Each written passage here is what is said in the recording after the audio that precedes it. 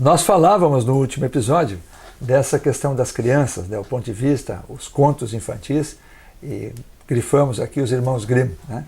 Eu tenho uma pequenina provocação para o senhor. Pois não?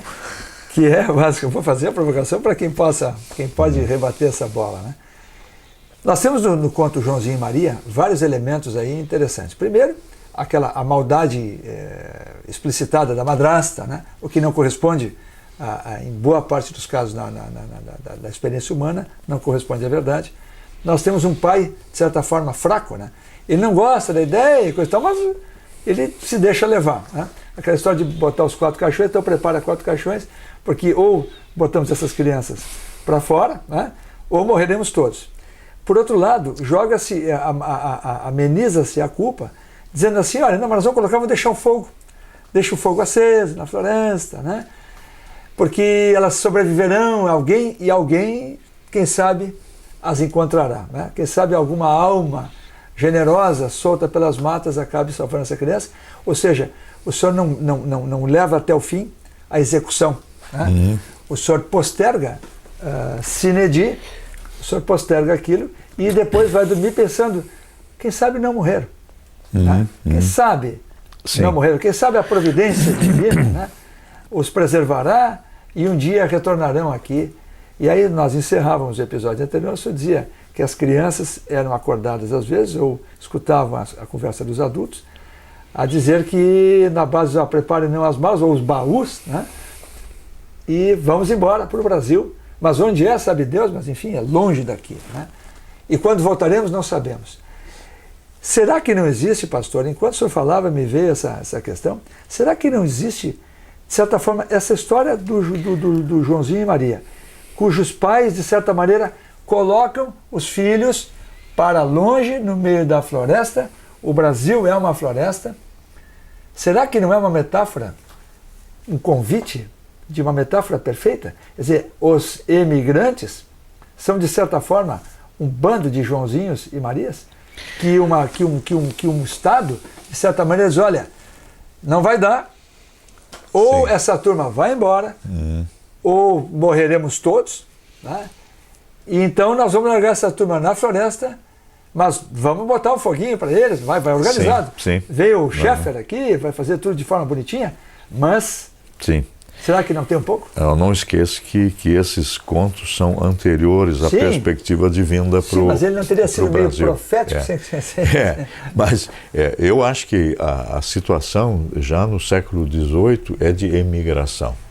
Quer dizer, a terra não tem mais condições de carregar o pessoal, né? Então já no século XVIII há migrações para a Transilvânia, seria a atual Romênia, tá? Há migrações para a Rússia, de Catarina a Grande. O pessoal está saindo para as 13 colônias nos Estados Unidos. Os ingleses estão mandando o pessoal para a Austrália, né, para o Caribe, né? Então, a fome, ela sempre esteve presente. O que você faz com essa situação de fome? O que você faz com populações famintas? Ou rezar para o pessoal morrer, é crueldade, ou você vai dar um jeito desse pessoal ir para além-mar, né? E quando foi para além-mar, você se livrou do problema, né? Deus dá culpa, né? Que vai para bem longe. Dá culpa, né? E não tem interesse. Isso é interessante, no caso dos imigrantes que vêm para cá, a partir de quando que os governos alemães vão começar a se interessar pelos alemães que estão no Brasil meridional. Essa me dá um gancho de outra pergunta, mas eu queria fazer uma outra questão, um questionamento antes, que é o seguinte. O Malthus era pastor anglicano? Sim, sim. As previsões fatalistas dele, né, terríveis, que acabaram não se concretizando, o mundo... Pergunta que fica para o senhor é o seguinte, o Malthus da época, né, claro, tudo tem que ser constante na história. O Darwin também era pastor anglicano. O Darwin? O Darwin também. Charles Darwin. É uma grande injustiça, digamos assim, julgar os homens, os pósteres julgarem os seus ancestrais, sim, à luz do que se sabe hoje, né? É uma injustiça, no mínimo. Mas é uma injustiça. O que o Malthus está fazendo, diz, olha, temos que controlar a sexualidade, a turma não pode mais ter relações sexuais, né? essa ratazana, né? Segura essa ratazana humana, né? Terminar com...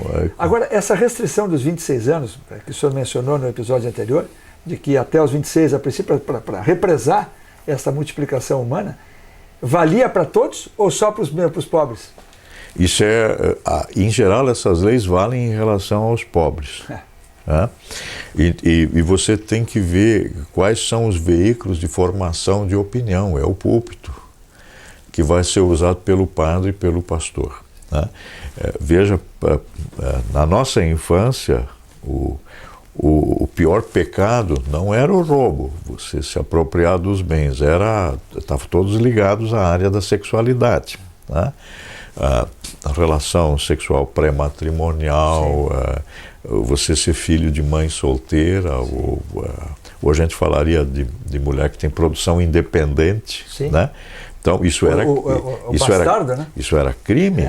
Você tem ainda no início do século XIX mulheres sendo açoitadas no pelourinho da vila, porque estão grávidas de pai desconhecido. Claro que o pai era conhecido, mas o pai não era açoitado. Quem era açoitado era ela. Então, você tem toda essa questão. Então, você agora vai fazer no sermão dizer, olha, se o nenê nascer antes de 9 meses e vocês estiverem casados com grinalda, numa igreja, vocês terão que fazer confissão pública na frente de toda a comunidade reunida na missa ou no culto, e terão que pagar uma multa ainda de tantos e tantos reais. Então, isso são os esforços. Isso é com forma de controle de natalidade, aterrorizando populações. Aqui vai se dar o contrário. Você não precisa fazer controle de natalidade. Nenhum. O Brasil precisa de população e quer branquear a raça. Sim. Então, precisa de população branca. As meninas vão estar casando aos 15, 16, 17 anos. Vão ter 17, 18 filhos. Dos quais não se sabe quantos vão vingar. Aqui você tem novamente. Por que você precisa da criança? Porque é braço em potencial. Mas não conta no início, porque você não sabe se ela vai poder sobreviver. E desde pequena, ela vai estar inserida no processo produtivo da colônia. Vamos primar pelo excesso, né? Vamos pecar por excesso. Nós vamos cair para o outro lado. Sim. Agora, eu perguntava para o senhor na questão do Malthus, porque dizia eu que não se pode julgar à luz do que se sabe hoje. Sim. Mas no caso da época do Malthus, porque costuma-se ouvir que a tecnologia varreu o pessimismo do Malthus, né? Mas naquela época em particular, as previsões do Malthus foram aceitas e, portanto, bateu aquela onda de terror, né? Porque a tecnologia era de fato insuficiente ou o modelo fundiário era cruel? Eu diria ambos os dois. Você tem um sistema em que as pessoas são escravas. Quem está trabalhando a terra não é o livre, é o servo. O grosso. Lá no Brasil nós conhecemos a expressão negro grosso e colono grosso, porque é o africano escravo e o branco pequeno proprietário que está trabalhando a terra com as próprias mãos. Que era uma coisa que o nobre não faz. O nobre não pode. Não pode. Aquele livro do Jorge Caldeira fala que o Mauá teria humilhado Dom Pedro II. Não sei se isso tem toda essa extensão, mas quando ele pegou a pá para naquele novo empreendimento do Mauá, ele alcança a pá para o imperador e o imperador cava, né? Aquilo teria sido uma bofetada, né, de um homem Mauá, um órfão, um empresário, né? Um órfão muito bem sucedido, gaúcho aqui de Arroio Grande, né? E que vai e vence na vida. Sim. E coloca na mão do imperador uma pá. O imperador perde a dignidade. Então, aliás, um xingamento, se eu falar do xingamento do negro grosso, eu lembrava agora, enquanto o Henrique e eu víamos para cá, eu lembrava do xingamento que eu escutava na minha infância: vai plantar batata. Vai plantar batata? Isso é uma coisa pavorosa, né? Sim. Coisa primeiro de alemão, que alemão gosta de batata, né? Vai plantar batata. Sim. E você é um nada porque você planta, né? Então você discrimina a pessoa pela profissão que ela tem. Sem dúvida. Né? Alemão, batata, come queijo com barata. Né? Tive que ouvir muitas vezes essa expressão, o alemão grosso. Porque no Vale do Caí, o alemão que existia lá, ele era grosso, porque ele fazia o mesmo serviço que o negro grosso fazia. Ele trabalhava a terra com as próprias mãos. Então, ele perdia a dignidade dele, ele perdia a liberdade. O grosso não é cidadão. Ele faz algo que não dignifica o ser humano. Então, esse negócio de que o trabalho dignifica o ser humano, a gente tem que perguntar que tipo de trabalho é que dignifica numa sociedade escravista. Então, isso era a situação do Brasil, uma sociedade de senhores e de escravos, e na Europa também você tem os senhores, lá não se fala em escravo, mas se está falando no servo. E agora, o controle da natalidade se procura fazer em cima dos servos, dos pobres. Né? Então, os sermões, por exemplo, dos padres e dos pastores, falam contra o novo vício que está entrando na Europa. O café. E tomar café é uma coisa muito cara. Então, café faz mal para a saúde, não tomem café. Tá? Então, para o pobre, não tomar café significava nunca tomar café, porque primeiro ele não tinha o dinheiro para comprar o café. E quando tomasse um cafezinho, né, era algo inaudito, uma experiência maravilhosa. É como a serva que vai comer, tem um filme dinamarquês muito bom, ela prepara a festa de Babette, em que a Babette, empregada, vai ter que deixar a casa porque a família nobre não tem mais dinheiro para pagar ela, e ela faz um jantar de despedida com as economias dela. Em que ela vai servir codornas. Poxa vida. Então, um petisco fora de série. Então, o sonho do pobre é café. Nós todos sonhamos coisa. Numa das coletâneas dos contos dos irmãos Grimm, né, do qual nós falávamos no programa anterior, eles colocam como prefácio uma cena linda de um menino que numa noite de inverno tem que sair com o seu trenó e procurar lenha para aquecer a família. E ele, cansado, resolve descansar antes de voltar com o seu trenó. E se senta na neve e começa a cavar e de repente encontra uma pequena chave dourada, que a essa chave deve corresponder uma caixinha. E ele continua cavando e encontra a pequena caixinha. E então ele procura um lugar, um orifício onde essa pequena chave possa entrar. E finalmente ele o encontra. Coloca a chave, dá meia volta e a caixinha abre. E agora a gente tem que esperar para ver o que essa caixinha contém. E essa caixinha contém sonhos. O sonho de uma casa feita de pão, bolacha e açúcar confeiteiro. Como a coisa converge, né? Uma terra onde a gente possa encontrar pérolas, ouro.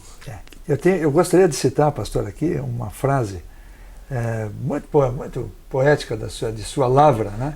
O senhor coloca aqui no meio do livro, o senhor diz assim, falando da Páscoa, né?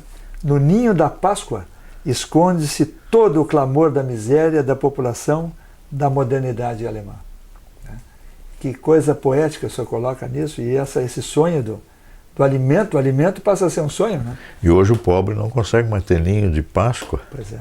Aliás, porque o mercado determina o que tem que ter dentro do ninho de Páscoa. Essa questão do controle de natalidade, que como se vê é uma coisa antiga, né?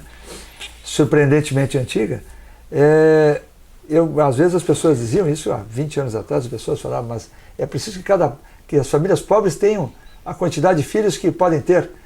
Eu traduzia isso por nenhum, né? A grande maioria da população de então, e isso não foge muito da nossa realidade de hoje, se levarmos isso ao pé da letra, de um Estado, não é o nosso tema, mas de um Estado que não provê educação de qualidade, nem saúde, nem isso, nem aquilo, para ter um só filho e prover tudo isso, é preciso ter uma vida de mais abastada, né? O que retiraria dos mais pobres o direito de certa forma, quando se vê essas manifestações assim muito radicais, de certa forma me parece que a solução simplista continua a mesma, né, pastor? Você não tem que ter filho, né? Depende das formas como fomos educados também. O pobre não pode ter filho. Você tem que distribuir os anticoncepcionais entre as populações de periferia, né? Essas políticas, onde é que nós vamos distribuir os preservativos? Sim. Nas periferias. Sim. Os aidéticos são as pessoas da periferia, né? E nós esquecemos que também na classe alta o AIDS está presente, né? Por causa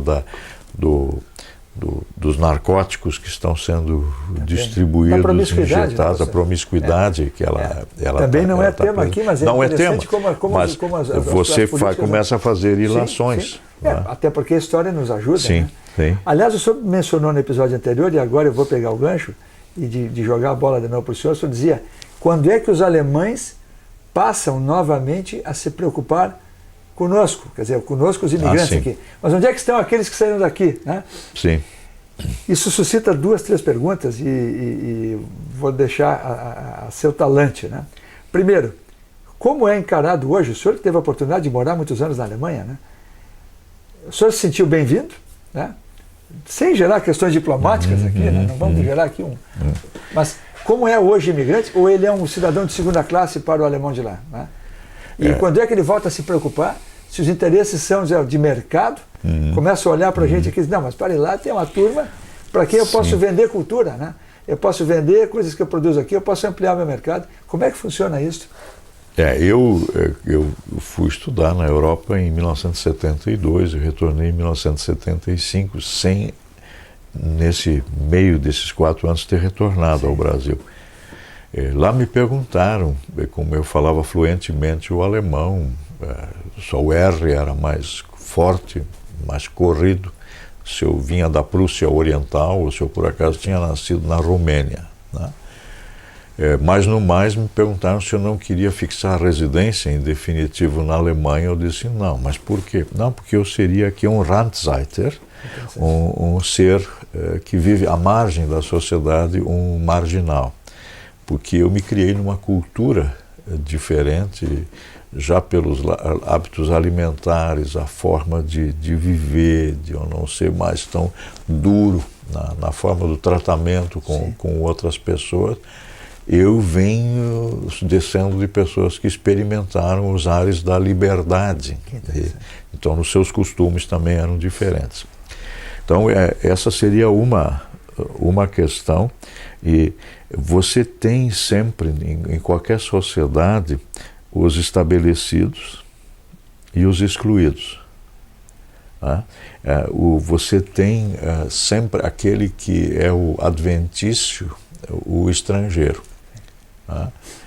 Meu avô foi estrangeiro em Montenegro, meu pai era cidadão e eu tive a possibilidade de herdar isso.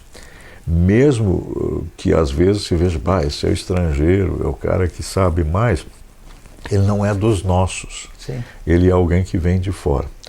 Eu me lembro a crise que significou para a pequena Montenegro de então a instalação do polo petroquímico em Triunfo, quando veio muita gente de fora. Sim.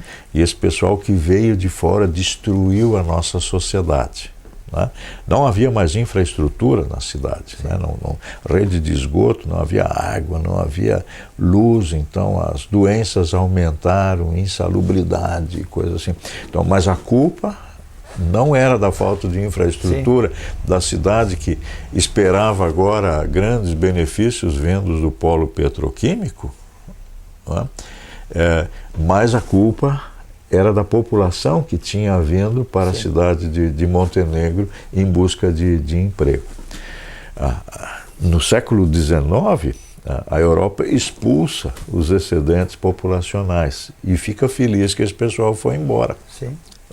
O estado de Mecklenburg, em troca, vai até reconhecer a independência do Brasil. É a contrapartida moeda de troca, política. Né? Agora, a partir da década de 1860, 40 anos depois, começa a acontecer uma coisa interessante, que os embaixadores os ministros plenipotenciários, como se chamava na época, da Suíça, da Alemanha, da França, começam a visitar o Brasil meridional e descobrem aqui florescentes colônias que estão com um bom excedente de produção, que estão fazendo com que Porto Alegre, Pelotas e Rio Grande se desenvolvam muito bem, porque estão recebendo os excedentes da produção das colônias que se estabeleceram ao longo dos rios e podem importar da Europa produtos que reexportam para as colônias. Que, em resumo, há dinheiro nessas colônias. E então agora vem a pergunta, nós podemos exportar para eles também os nossos produtos, né? Então, o que vai se exportar?